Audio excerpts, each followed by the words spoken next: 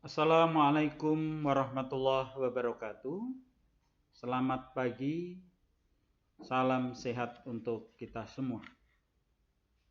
Selamat mengikuti pembelajaran PPKN bagi siswa kelas 11. Untuk seluruh siswa kelas 11 yang belum bisa bergabung dalam kesempatan daring pembelajaran jarak jauh melalui online pagi ini, mudah-mudahan dapat segera bergabung agar kita dapat belajar bersama-sama, kembali belajar bersama-sama walau lewat online. Sebelum pelajaran kita mulai, marilah kita berdoa kepada Allah, Tuhan yang Maha Kuasa, agar pandemi COVID-19 segera berakhir dan kita bisa menjalankan kehidupan yang normal kembali. Agar kita bisa bertemu bertatap muka dalam pembelajaran di kelas yang menyenangkan.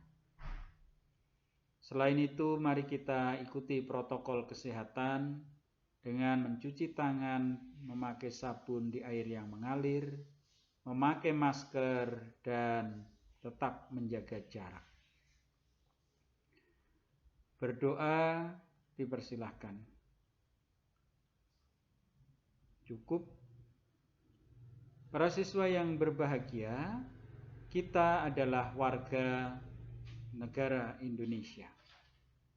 Warga negara Indonesia yang memiliki luas wilayah yang sangat besar. Negara kita dikenal juga dengan Negara Kesatuan Republik Indonesia. Di dalam NKRI, kita mengenal adanya istilah wawasan Nusantara. Inilah materi yang pagi ini akan kita bicarakan. Apa wawasan Nusantara itu? Bagaimana asasnya?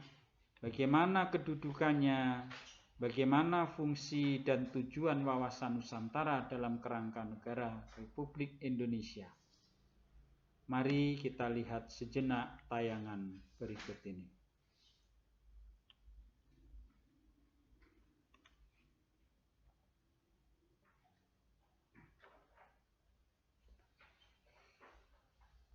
Kita tunggu sejenak tayangan yang akan kita tampilkan.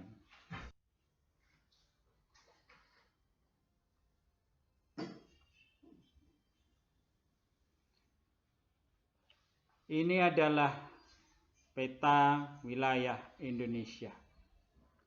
Dari Sabang sampai Merauke berjajar pulau-pulau yang merupakan satu rangkaian, satu untaian pulau-pulau yang tergabung dalam Negara Kesatuan Republik Indonesia. Masing-masing pulau dihubungkan oleh laut-laut yang berada di antara pulau-pulau tersebut. Oleh karena itu, laut-laut yang memisahkan, yang berada di antara pulau-pulau ini adalah penghubung, penyambung antara pulau yang satu dengan pulau yang lain. Laut ini tidak boleh lepas, tidak boleh menjadi penghalang satu pulau dengan pulau yang lain, melainkan justru harus menjadi penyambung satu pulau dengan pulau yang lain. Di wilayah negara Indonesia terdapat banyak suku bangsa, banyak budaya, banyak adat istiadat, banyak kearifan lokal yang dapat kita temui di seluruh wilayah negara.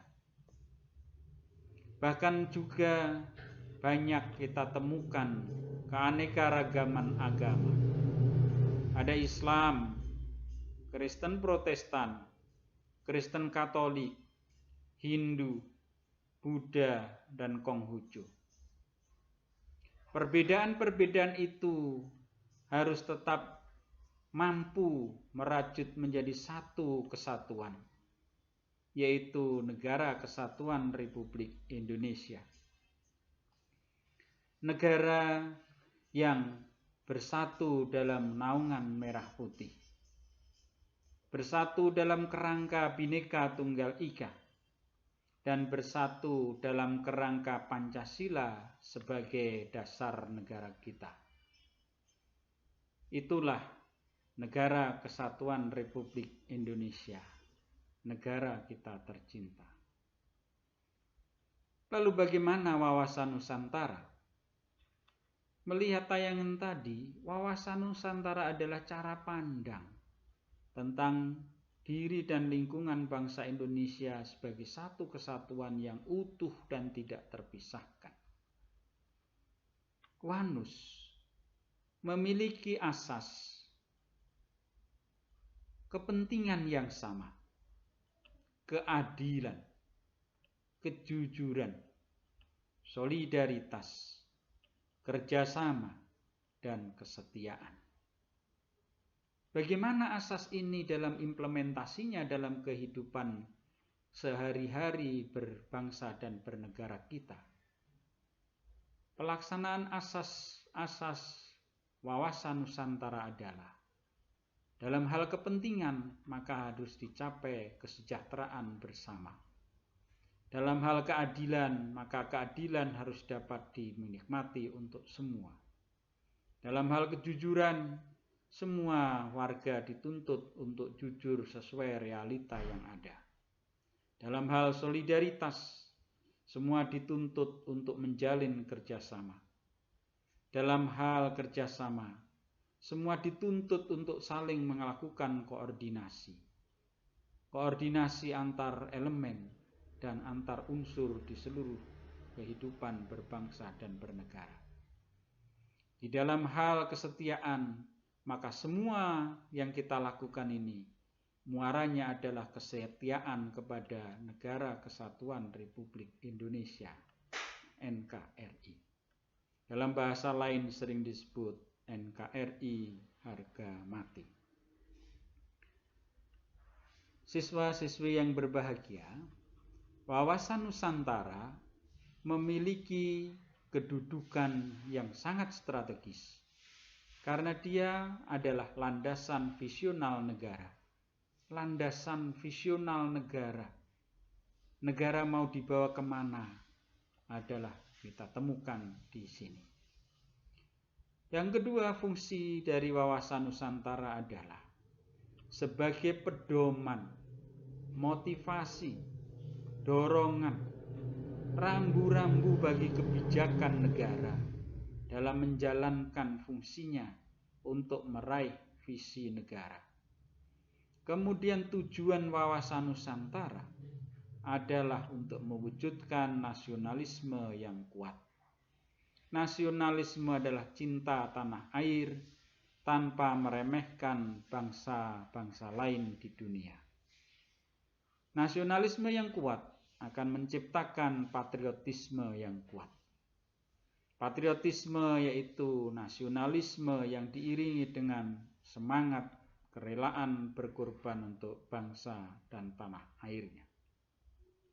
Itulah mengapa wawasan Nusantara atau WANUS menjadi sangat penting bagi Indonesia. Pertama, sebagai landasan visional negara. Kedua, sebagai motivasi dan pendorong bagi pengambil kebijakan. Dan yang ketiga adalah menanamkan nasionalisme dan patriotisme di kalangan warga negara Indonesia. Para siswa yang berbahagia, itulah kira-kira sedikit materi tentang wawasan Nusantara. Di dalam wawasan Nusantara banyak aspek yang ada di sana. Aspek-aspek ini silahkan dipelajari di buku paket yang sudah kalian terima. Buka-buka pelajari buku paket tentang aspek-aspek wawasan Nusantara. Itu yang besok pertemuan yang akan datang akan kita bicarakan. Demikian, terima kasih atas perhatiannya. Mohon maaf atas kekurangannya. Wassalamualaikum warahmatullahi wabarakatuh.